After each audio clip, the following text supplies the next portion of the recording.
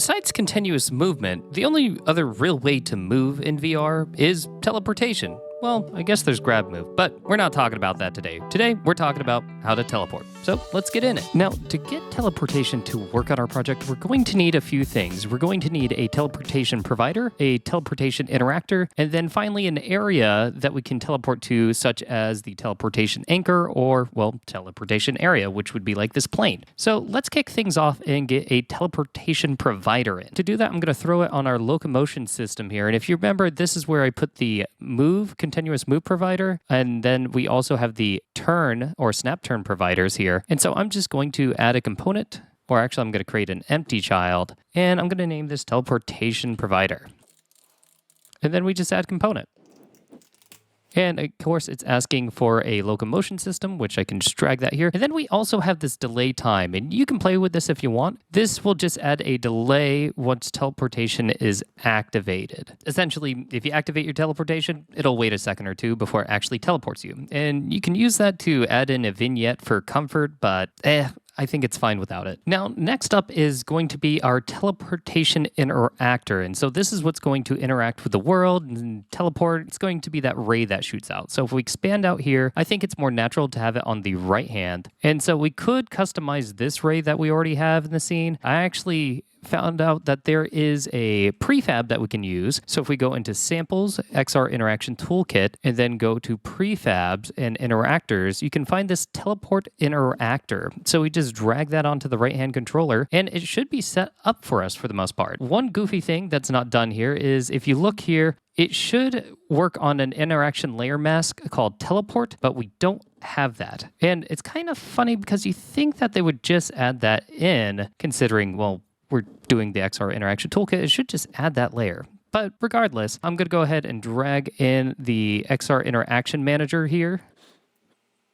Let me show you what I'm talking about when I talk about the teleport layer needs to be there. So if we go to project settings and come to project validation, this is where you can find errors pop up. And it's saying right here that interaction layer 31 should be set to teleport for teleportation locomotion. Why they don't add this in, because teleportation is pretty common, I don't know. So I'm just going to click fix. And then if we came over here, went to add layer, you can see here it added user layer 31 teleport. So I'm going to come back here and you can see it's already set itself to that. So there you go. Now, if you wanted to, you can also customize colors and stuff here. So this is the color for when we have a valid target, invalid target, or something's blocked. You can also change the reticle here. So that's going to be the little thing on the ground. So if I double click this, this is going to appear on the ground when we have at the very end of our array. And then you can see what it looks like. They also have a blocked one, and it'll look like that, and I'll have a little X. Now, before we can do anything interesting with this ray interactor and the provider, we need a place to teleport to first. Otherwise, we're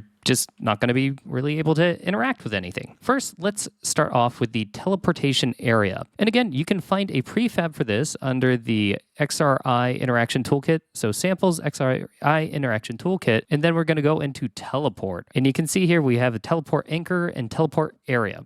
So I'm going to drop this anchor into the scene. And if I select it here, we can see what we have. We have a teleportation area. And that's about it. It's set to the teleport layer, so that's good. And then if you wanted to, you can customize how this teleportation configuration works. So match orientation. So based on what we choose here, it will determine how we're going to face when we teleport to this. So right now it's set to target up and forward. And so it will use the Y axis of this anchor, and then it will use the Z axis to consider what is forward. And so when we teleport to it, no matter if we were teleporting it from this side or this side, once we teleport to this spot, it's always going to be up and forward. And that can be really good if you want to make sure that your users are going to maybe a specific spot and you only want them to face a certain area and interact with things. Let's boot up the scene and see what we have. And yeah, now you can see that I hover over the anchor, and if I press the grip button, it'll teleport me to it. So there you go.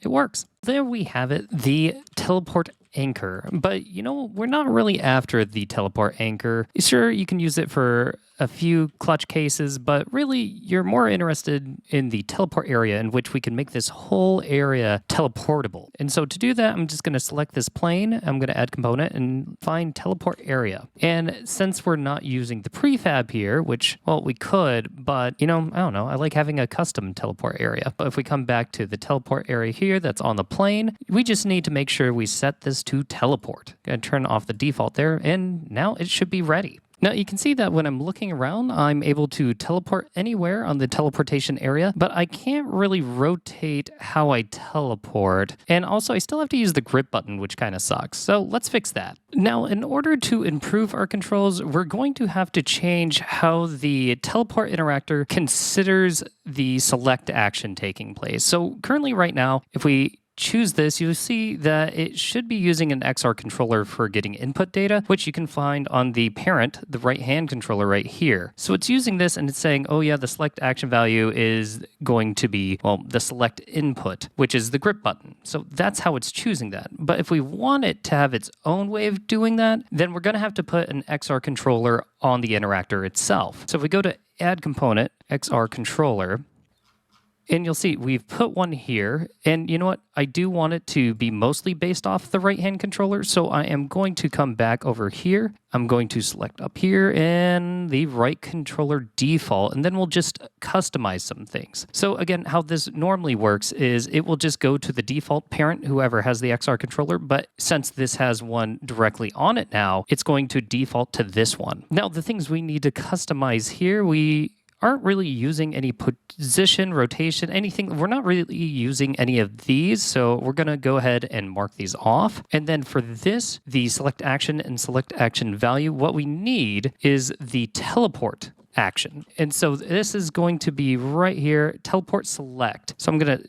choose that for that. And then I'm going to also choose the same teleport select and make sure it's the right hand teleport select. And if I double click this, you can see this in the input actions, what this is. I'm going to expand this out and you can see right here for the teleport select, it takes a value. And then coming over here, it's using the primary 2D axis. So it is just kind of using that thumbstick. That's how we select, is once we push forward and release, we have selected. Now, another problem that you'll find here is since we've added an XR controller, for some reason by default, it loves throwing in a model prefab here, which we don't need. We're going to go ahead and get rid of that. Otherwise, it's just going to double spawn some controllers on us. And we also want to change our teleportation area and make sure that it's going to match the orientation. So if we check that, then we'll be able to use the thumbstick to rotate the reticle left or right. And so we'll face a certain direction once we teleport. And if you watched my previous video on XR interaction groups, I added one to our left hand, but we're going to have to add one to the right hand now since we have all these different interactors and we need to decide who is going to be in charge so they're not overlapping each other.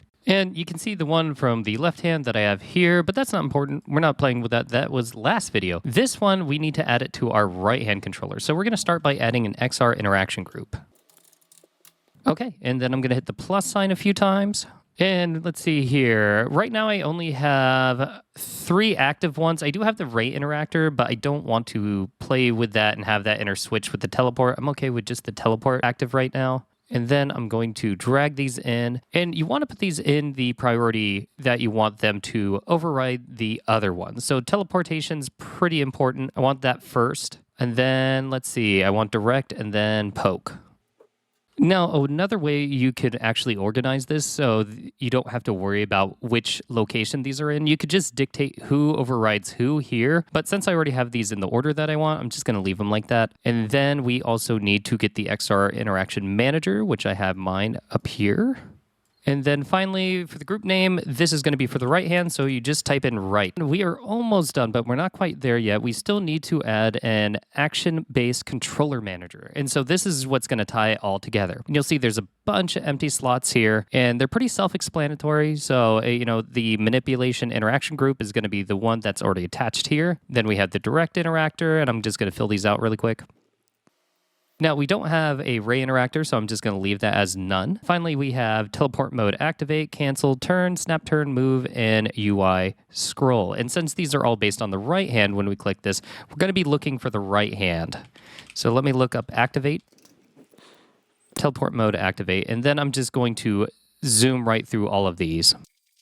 And so now that I've zoomed through all these, you can see this is all just right-hand locomotion, teleport mode activate, teleport mode cancel, turn, snap, turn, move, and UI scroll. We can also turn on smooth motion enabled, or we can also turn on smooth turn enabled. So instead of doing snap turn, that's how you do that. But we do have to activate one more thing. And so if we come over to our turn, under our locomotion system. Now, I have it set to continuous turn provider, but now that we have this other thing here that can regulate that for us, we can actually turn both of these on. So with continuous move providers activated, but I can turn on the snap turn at the same time, and then this script right here, depending on if I choose to have smooth turn on or off, will allow us to do that. Now, personally myself, I like snap turn, so I'm gonna just leave this as off, and let's boot up and see what we're working with now. All right, and as you can see, I can snap turn to my left and right, and then I can also rotate the reticle with my thumbstick, and when I let go, I teleport.